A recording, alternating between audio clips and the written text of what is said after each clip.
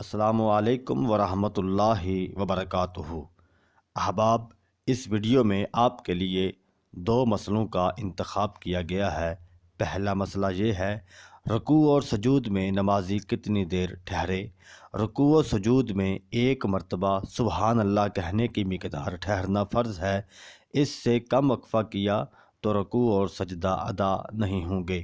3 بار رکوع و سجود کی تسبیحات پڑھنا سنت ہے اور اتنی دیر تک ٹھہرے رہنا بھی سنت ہے، اور 3 سے زیادہ طاق مرتبہ تسبیحات پڑھنا بھی مستحب ہے۔ دوسرا مسئلہ ہے نابالغ بچے کی امامت۔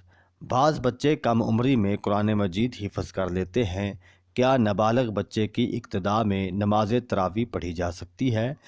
تراویح کی نماز کی شرعی حیثیت بھی وہی ہے جو فرض نمازوں کی ہے، لہٰذا نابالغ بچے کی اقتداء میں نماز تراویح کا پڑھنا جائز نہیں ہے۔